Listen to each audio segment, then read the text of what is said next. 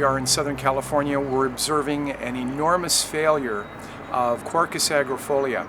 We had mighty Santa Ana winds, and we had the failure of this mighty old oak tree. We've measured the trunk, 10 feet 4 inches in circumference, well over 3 feet in diameter, certainly heritage status size tree.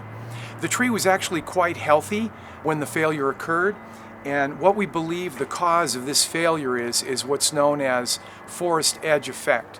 When neighboring trees in a grove are lost or overpruned or removed, new unaccustomed wind loads come in and can disrupt perfectly healthy, balanced trees. This is what happened in this case, that a very aggressive pruning was accomplished on the northern boundary of this property, and the winds coming down from the north caught this canopy unprotected and simply toppled the tree.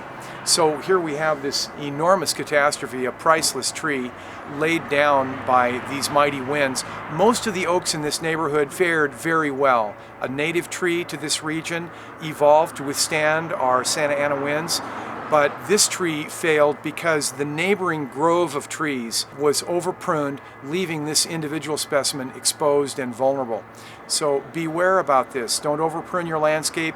Make sure you leave your groves and your canopies intact, sheltering and protecting and sharing wind loads with each other. Otherwise, you could have an outcome like this. Actually, a perfectly healthy tree just exposed to unaccustomed wind loads, resulting in failure. Instead of shedding individual limbs, like many times will happen with tree failures, a tree will lose a limb here or there.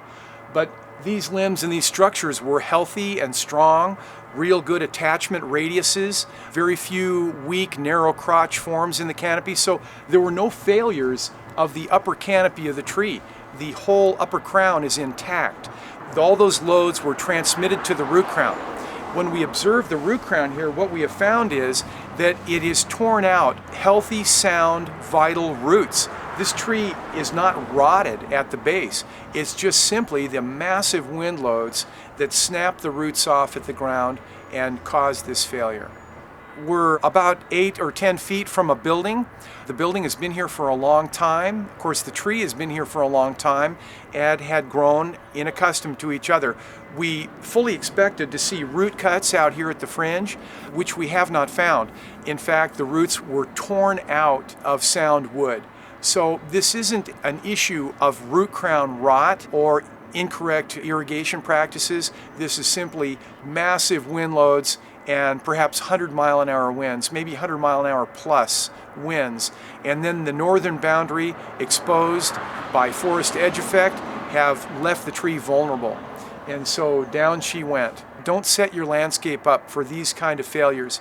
Protect your heritage and your old growth trees by leaving a strong stand of accompanying companion trees to shelter and protect and to screen your valuable trees. To close the loop on this discussion of forest edge effect, I would like to direct your eye to this observation. This was a stand of Pinus canariensis on this bluff behind us here. About 2 years ago, they were pruned. They've actually been pruned twice in just a couple of years. Overpruned and then overpruned again, and then several removals. There were perhaps 6 or 8 more trees in this stand formerly. Between the remaining stands, there was a whole grove of canariensis pines, which were first overpruned and then they were removed. And so this is the resulting effect. The trees that still stand, you can see how they were overpruned, tipped and topped and pollarded all over. The tree bravely resprouts, but they didn't resprout enough to protect our mighty oak, only 100 feet away or so.